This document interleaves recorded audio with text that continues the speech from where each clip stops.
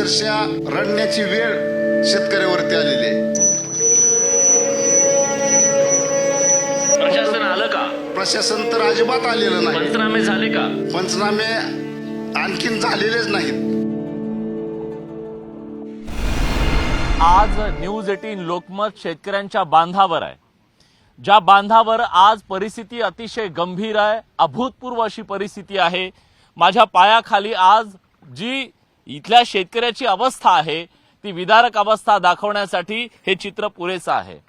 ज्या शेतात उभा आहे तिथं सोयाबीनचं हे पीक आहे आणि सोयाबीनचं पीक पूर्णपणे पाण्याखाली गेलेलं आहे। जणू काही नदीमध्ये एखादं पेरणी केली जावी अशा पद्धतीनं हे चित्र या ठिकाणी दिसतंय। सोलापूर जिल्ह्यातल्या बार्शी तालुक्यामध्ये आता आपण आहोत आणि या बार्शी तालुक्यामध्ये विशेषतः संपूर्ण सोलापूर जिल्ह्यामध्ये प्रचंड नुकसान झालंय। आता हे जे चित्र आहे जिथून मी चालतोय ते कुठल्या नदीत चालत नाहीये, तर शेतातून नदीचा पाठ व्हावा तशा पद्धतीनं पाऊस कोसळल्यानंतर परिस्थिती निर्माण झाली आहे।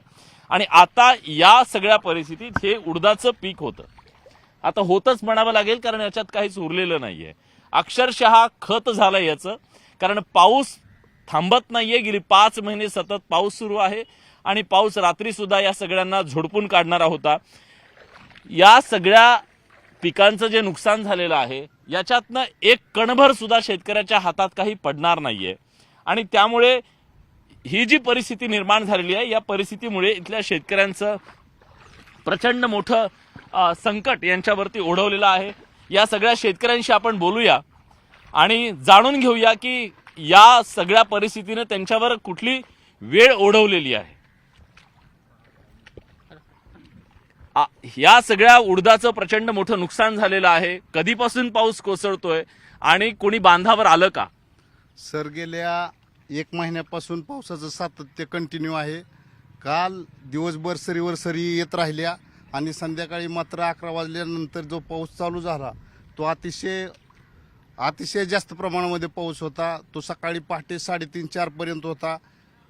त्यामुळं या गावाला आणि गावच्या परिसराला 2 बाजूनी नद्यांनी घेरलेला असून गावची पण परिस्थिती गंभीर झाली आणि शेतीची पण परिस्थिती अतिशय गंभीर झालेली आहे। सर उडीद, मूग, सोयाबीन, तूर, ऊस, कांदा संपूर्ण पिकं नेस्तनाबूत झालीत। शेतकऱ्यांना अक्षरशः रडण्याची वेळ शेतकऱ्यावरती आलेली आहे आणि ह्याच्यामधून शेतकरी सावरणं हे फार कठीण झालेलं आहे। त्यासाठी तुमच्या माध्यमातून सरकारने काही प्रयत्न करणं अत्यंत गरजेचं आहे। बांधावर कोणी आलं का? आतापर्यंत बांधावर कुणीही दखल घेतलेली नाही सर। प्रशासन आलं का? प्रशासन तर अजिबात आलेलं नाही। पंचनामे झाले का? पंचनामे आणखीन झालेलेच नाहीत। आता हे जे शेत आहे या शेतामध्ये जर उडदाचं पीक होतं एकरी समजा, तर एकरी किती नुकसान झालंय जरा समजून घेऊया। 1 एकरमध्ये म्हणजे हा जर पट्टा बघितला 1 एकर हे सगळं रान आहे। या एकरभर रानामध्ये जेव्हा उडीद पेरणी केली आतापर्यंत किती खर्च आला? आतापर्यंत उडदाचा खर्च एकरी 45,000 रुपये आलेला आहे। एकरी 45,000 रुपये खर्च आहे। हो, आणि त्यानंतर या पावसामुळे या एकरभर उडीद पेरला जो होता त्यामधनं 30 किलो किंवा 40 किलो सुद्धा उडीद आमचा उडीद निघालेला नाही। त्यामुळे पूर्ण शेती पाण्याखाली गेलेली आहे। रात्री तर ढगफुटीसारखा पाऊस या ठिकाणी झालेला आहे। आपल्या माध्यमातून सांगू इच्छितो, शेतकऱ्याला च्या पिकाला शासनानं जर भाव दिला तर शासनाकडे हा शेतकरी हात सुद्धा पसरणार नाही साहेब। आता उडदाची अवस्था ही झालेली आहे। काय भाव आहे उडदाचा? उडदाचा 3,500 ते 4,000 रुपये आडतीवाले आता उडीद घेत आहेत आणि त्यामधनं शेतकऱ्याचं अक्षरशः अतोनात नुकसान झालेलं आहे। 10 वर्षापूर्वी किती होता? 10 वर्षापूर्वी पण हाच भाव होता आणि आताही हाच भाव आहे। हा 3,500 10 वर्षापूर्वी बी होता आणि आताही 3,500-4,000 रुपये आताही भाव आहे। आता या एकरभर रानामध्ये मी एक छोटंसं उदाहरण म्हणून प्रेक्षकांना हे कळावं म्हणून की एकरभर रानामध्ये जेव्हा हे सगळं नुकसान होतं तेव्हा 1 एकरमध्ये किती नुकसान होतं? 1 एकरमध्ये शेतकऱ्याचं किती नुकसान झालं? आता 1 एकरमध्ये शेतकऱ्याचं तुम्हाला सांगतो 30 ते 35,000 रुपये गेलेले आहेत। 1 एकरमध्ये शेतकऱ्याचं 30 ते 35 हजाराचं नुकसान झालंय। राज्यामध्ये जवळपास 72 लाख एकर इतक्या शेतीवरचं नुकसान झालंय. आता विचार करा, प्रत्येक एकरला जर 50,000चं नुकसान झालं असेल, 40-50,000चं नुकसान झालं असेल, तर या महाराष्ट्रातल्या कोट्यवधी शेतकऱ्यांचं किती हजार कोटींचं नुकसान झालंय. भरपाई किती? भरपाई किती? त्याचा खर्च पण निघत नाही, एवढी भरपाई देत नाहीत ते. 5-7 पेरणीचाही खर्च निघू शकतो. पेरणीचाही खर्च निघू शकत नाही आणि सरकार आपलं काय करतंय, गाजर धावतंय. खर्च होतोय पण 30, 20, 25 हजार रुपये आणि देतात किती, 8,000, 10,000 हेक्टरी देतात ते पण. हेक्टरी. हा, त्याच्यात काहीच होत नाही. त्यात पण त्याच्यानंतर ते माई सेवा केंद्रालाच 1,500 जातात त्यातले पण.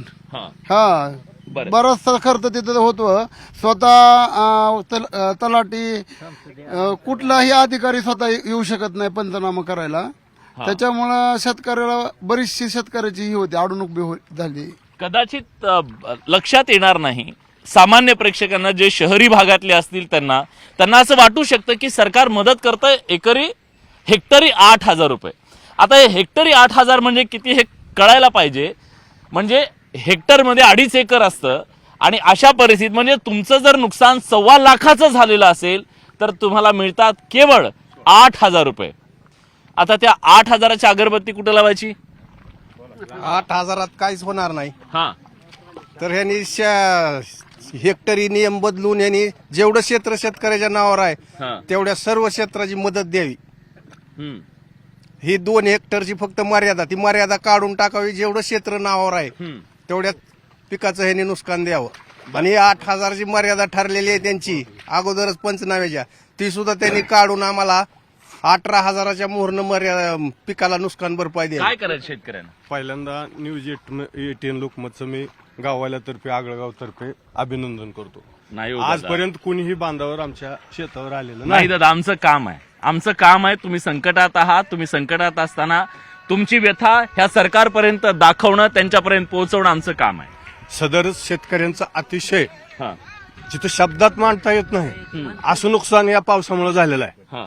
सदर शेतकरी तणावग्रस्त आहे आणि शेतकरी आत्महत्येपर्यंत पोहोचलेला आहे.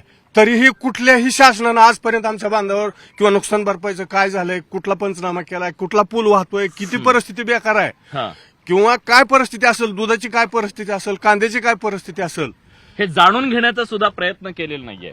पण आपण जाणून घेतोय.